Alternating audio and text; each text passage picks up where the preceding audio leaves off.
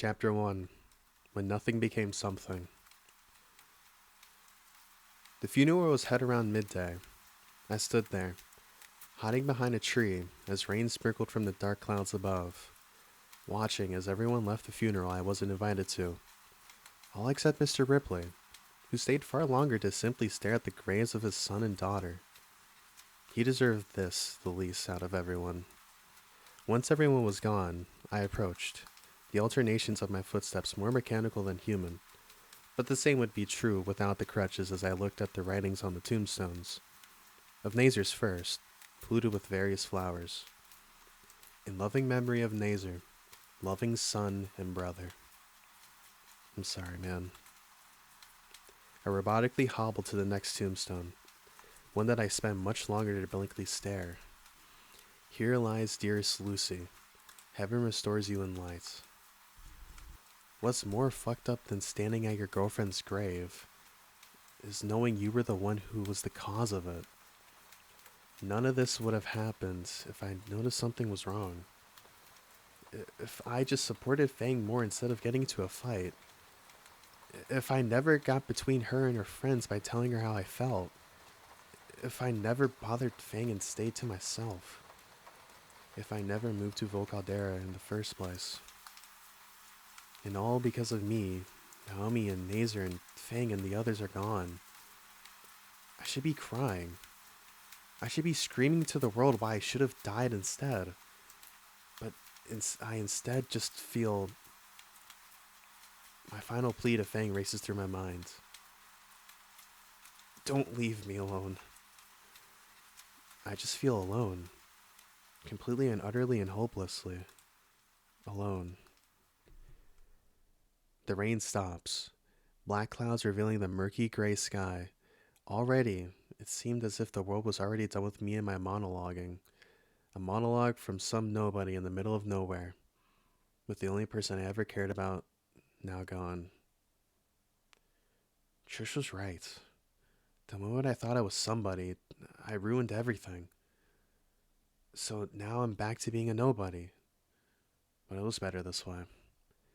Slowly, I turned around, making my way back through the graveyard, giving too much time to sit on my parting thoughts, and just curiously wondering, wouldn't it actually be better if I was just nothing instead? No more getting out of bed, no more pretending I was even alive, no more having to try. I was deeper in my thoughts than I realized as my crutch met the side of a tombstone before I fell forward, right over the edge of an open hole, clearly dug out to fit another person's grave as I met the bottom, roughly landing against the dirt. Sharp pain shot on my bandaged leg, but I didn't feel it. I didn't feel anything anymore. Only my slow breathing stirring the dirt as I slowly closed my eyes. Just let me die like this. And I stopped. Before starting, my eyes blinked open to the blinding light, wondering if the angry cemetery worker had finally found me, using an obnoxiously bright flashlight, showing up as a practical shadow in my vision. It wasn't until the figure shifted that I was able to adjust my vision, briefly shake it from my thoughts to realize that this guy had an entire floodlight pointing down at me. Wait. I blinked again, dispersing the blurriness from my vision to realize that I wasn't surrounded by climbing walls of dirt, but dull teal hospital curtains, the light coming from a powerful lamp above as a Troodon in a surgical mask looked down at me.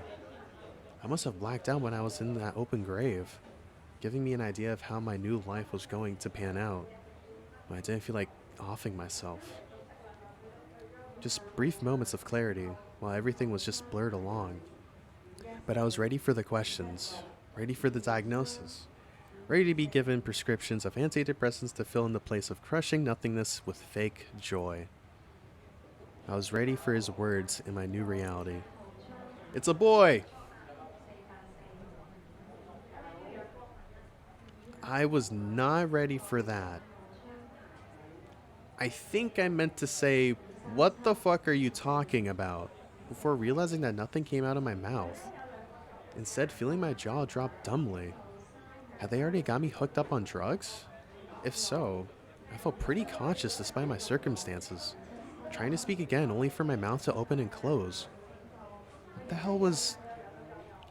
I was then conscious of the bed suddenly being moved, the sudden loss of control causing my entire body to lock up as I was turned the other way, facing two short confusognosuses. One, the husband I suspected, was standing and leaning against a hospital bed, green eyes wide behind his round glasses and his snout open in joy. The other, the wife, was laying on top of the bed in a hospital gown, weakly smiling at me, her legs spread open to show... Fucking raptor, Jesus, why are they showing me this shit? Why was there a rope attached to my stomach? And why was the other end leading down into her... Wait. I blinked again, looking down to realize I was not lying on a bed, but a gigantic surgical glove, bloody digits gently clutching my body. My naked body. My naked green-scaled body. My naked green-scaled newborn body. My tiny claws reaching up to my jaw, only to realize that I had to trail it further forward, filling up to my elongated snout, my own nubby digits touching my sharp teeth. My naked green-scaled newborn body with a snoot. I was a dinosaur. What do you wish to name him? The doctor asked. All the while my entire being was in crisis, wondering what type of fucked up dream I was having, and why it felt more lucid than any other dream I've had before. Anonymous. Finally, I did the only natural reaction to the entire situation. I screamed.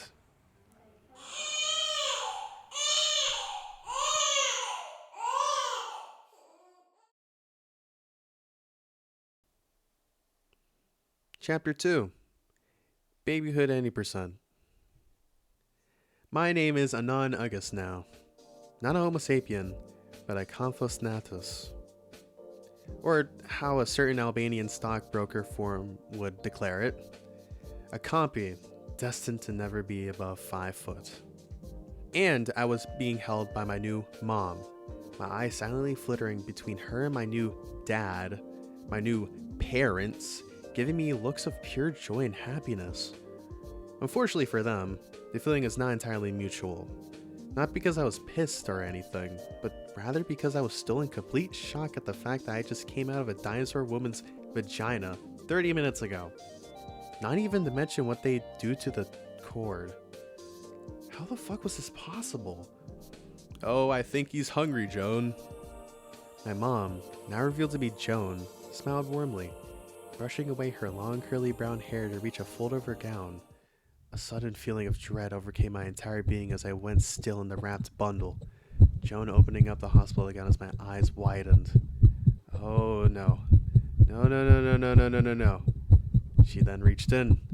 Wait. Hey! And began pulling something out. Wait! It was a bottle of infant formula. I paused before I blankly stared up at the ceiling, sweet relief and repose washing over me. There were probably certain people on a certain Mongolian basket weaving forum who'd fucking kill to be in my position and get a chance to feed. Ugh. Joan gently placed the bottle at the end of my snout. At first, I was hesitant, fake teed in my maw before realizing that if I didn't start drinking, then she was probably gonna think I preferred the other method. So stealing myself, I started suckling, like a baby of course, slowly draining the bottle as my eyes peered around. I didn't recognize the hospital, but it was definitely in the USA if the doctors and my parents indicated anything. I looked to the right wall before pausing upon seeing a distant calendar. I squinted, and then I almost choked on the formula upon seeing the year. 201M 2001. I was back. Not exactly in a way I'd ever imagined, but more properly worded in the terrible synopsis title of a shaky light novel to hook dumbass readers. Probably along the lines of, I got reincarnated as a compy 18 years before all my agonizing mistakes. But this wasn't some light novel. This was real life. What the fuck was I even going to do? Nothing. That's what I decided on as I stared at the dark ceiling of the hospital. my thoughts occasionally broken up by another mewing newborn staring in their crib. If there was even a single chance that they were alive, and that all my fuck-ups had been undone, now I was going to do absolutely nothing with this second chance. I'll be, and remain, a nobody. But everybody gets to live, or better yet, live without having someone they love taken from them. Fang will be somebody without me. I'm content with that. I managed to stir myself into a better position, fresh tears beginning to fall from my eyes and onto my scaly cheeks. I attribute it to the downsides of being a baby, only to realize that I'm just lying to myself. It hurt, knowing what I had to do, but I do it. I do it 100 times over for her, for everyone. All I had to do was never try. My parents took me home from the hospital the next night. The car pulls into the right side of a cul-de-sac, the garage door opening up on a big 2-story suburb house, showing off a clean and tidy garage, not like the hoarder mess that was my father's. My dad, now I know to be Edward after he and Jane discussed on their way here, clambers out of the driver's side to open the door for my mother, unfastening her seatbelt as she rose up from her seat, bringing me inside as my dad turned on the lights. Holy raptor, Jesus, I won the birth lottery. The entire house is like a cross between pristine and homely, with marble kitchen countertops, glistening wood floors, decorative paintings, and the works. Which made me think that there had been a catch in this whole deal somewhere, knowing it was too good to be true. My eyes suspiciously scanned my dad as we went upstairs. Maybe he was a raging alcoholic, or would be at some point. And my mom, possibly a heroin addict behind closed doors. Just ideas of how this lifestyle was going to balance itself out. Or they were both vegan, despite us being carnivores. Ugh, God, I hope not. Anything but that. We arrive at a room at the end of the upstairs hallway, opening a door to a blue-painted bedroom. I quickly came to realize that this was meant to be my room, filled to the brim with toys and other kiddie devices, with my crib close to the door. I'm put inside, staring up at the extravagant light projector with rocket ships and stars for me to play with. Not that I ever will. Fortunately for them, leaving me to wonder if they'll ever know that some loser nobody has replaced the mind of their sweet baby boy. He's so quiet, Joe noted, to which I wondered if I had to start bawling and make a scene to avoid any form of suspicion before pausing again, noticing that Edward was hugging Joan close, their snouts nuzzling against one another. That must be from your side, he said, snout grinning happily. And as they lovingly looked back down upon me, I somehow knew they were good folk.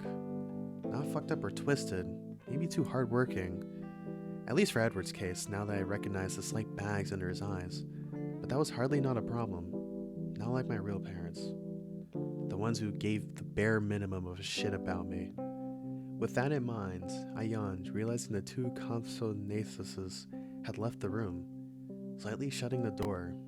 One of those old-ass baby monitors hugging against my crib to remind me of the current year. And with nothing else to do but stare into the darkness, I quickly fell asleep. Days turned into weeks, and weeks turned into months. My 80% glitchless speedrun of babyhood proceeds. The first step, crawling. As soon as I got the strength in my arms, I was moving, adjusting to my weird new dino body. Edward is gone for work on most days of the week, leaving Joan to take care of me. Though, I possibly give her the easiest time of her life compared to other housewives. I haven't bawled or cried and instead wait patiently to be fed. The only time I ever make a scene is when, I look down at my diaper. And to think there are people who are into this shit. Potty training at the 18-month milestone ASAP. The only problem being is that Edward and Joan don't let me go into any of the bathrooms, keeping the doors closed. Fair enough. Babies are known to snack on liquid bleach because they're fucking stupid. But I can't help but get frustrated at how helpless I feel. Not emotionally, but physically. Beat a crutch at least. I get to one side of the carpet before seeing some soft caveman ragdoll. Ooh, what is that? What did Anon find for Mama? Joan says in her kitty voice, kneeling close by, having obviously placed the toy there to have me active and take advantage of my perceived lack of object permanence. I resist the urge to roll my eyes before remembering I was supposed to be their kid. And it made me feel guilty. Because I wasn't. Whatever hopes and dreams they had for me, I would have to ignore it. They'd be sad, disappointed, angry even. But it'd be better for everyone this way. I'd be a nobody in the background and just move on through life without ever thinking about it. I pick up the toy, staring at it for a moment. It kind of reminded me of Principal Spears. He was at the funeral. I put the toy back down, looking away before seeing the concerned look on my mom, prompting me to blink. Shit. Maybe for them, I'd put in a bit of effort at least. I don't want to endorse them, but I don't want to make them think I'm a burden either. So I take the caveman toy and clutching my nubby claws, I toss him over as far as I can. Bah! I yell a war cry in the ancient tongue of baby speech. That seemed to get a pleasant reaction out of her, Joan's face beaming. Uh-oh, bad? She then checked her watch. Oh, time to feed you. She then reached forward, my body tensing up. Still not used to the prospect of just getting picked up and plopped down, which is exactly what happens as I end up seated in a high chair. She then moves off into the kitchen, opening the fridge to produce a sealed cup. The food situation also got an upgrade, going from formula to actual baby food. Baby food meant for carnivores. And unironically, actually tastes pretty good. Perks of growing up as a carnivore. Joan scoops up some of the gelatinous and soft meat stew into my opening snout as I eat on the high chair, making sure not to make a mess as she goes for another spoonful. About 12 months go by, and I'm able to finally walk somewhat, and speak. Not very much, and just simple words at the moment. It's like my mom hasn't caught up with my brain yet, so I don't push it. But I do remember the day I first spoke, and how accidental it was. Carver's. It was the name of the literal brand of the baby food they fed me.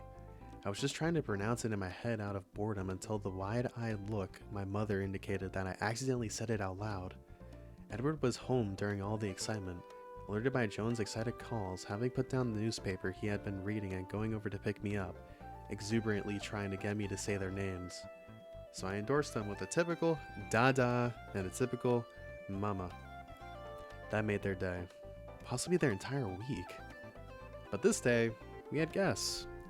I forgot what the name of the celebration even was.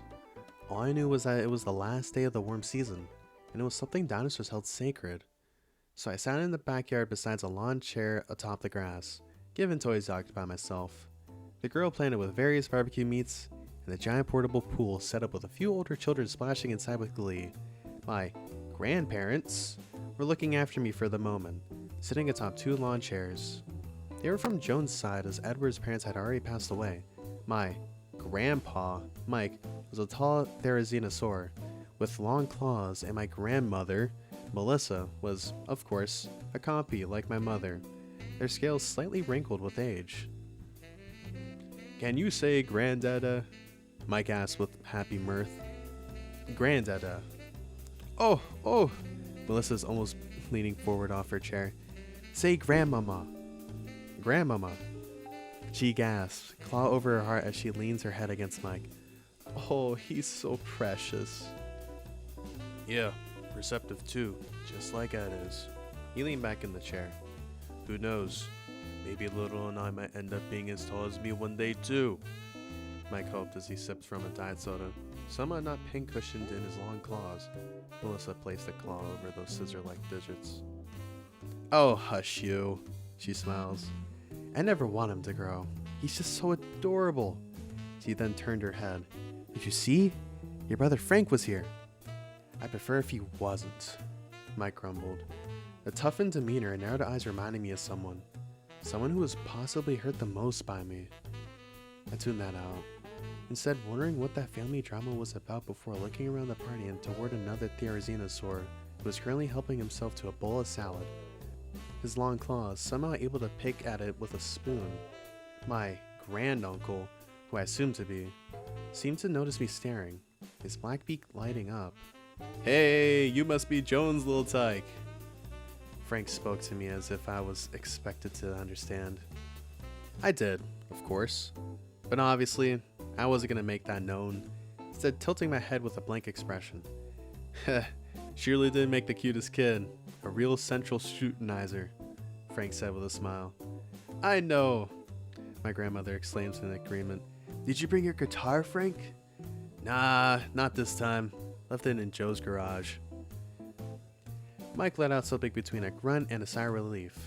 Frank already moving back to the table to probably grab more salad as Melissa turned her head to him, an angry pound on her aged scales. What was that? What was what? Can't you just be happy for your brother? My grandfather pauses before defending himself.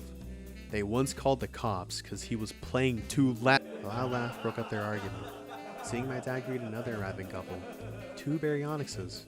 The husband interlinked arms with my dad like a Viking handshake. Meanwhile, the wife stood by the sidelines, hugging my mom and separating. The baryonyx showing her own baby in her arms.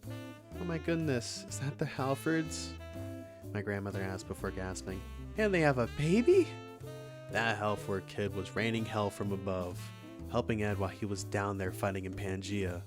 Mike took another sip of his can. If anyone deserves a kid of their own, it's definitely them. My dad was a soldier? Really could have fooled me with his scrawny build and round glasses. My parents and the Halfords approach, greeting my grandparents as I watch the exchange. Mr. Halford is a giant compared to my father, sawing the real commando look with his neck-long hair, which made it ironic that Edward was the soldier with the baryonyx must have been Air Force going on my grandfather's words, showing off their small bundle to them first as they both let out a collective awe. Show her to Anand. I blink as they approach, Mr. Alfred smiling before kneeling down to show me. Two gold-gray eyes blankly look back at me, stubby snout closed, the tiny baryonyx beginning to squint her eyes in some form of infant suspicion. Okay, I couldn't help it. Aww, I blurred out, the parents pausing before bursting out into laughter, perhaps thinking I was mimicking my grandparents. The other baby peering away from me and looking at the source of noise with annoyance. Mr. Halford stood back up as my dad asked the question. What's her name? Miss Halford smiled as Mr. Halford answered. Olivia. My dad smiles.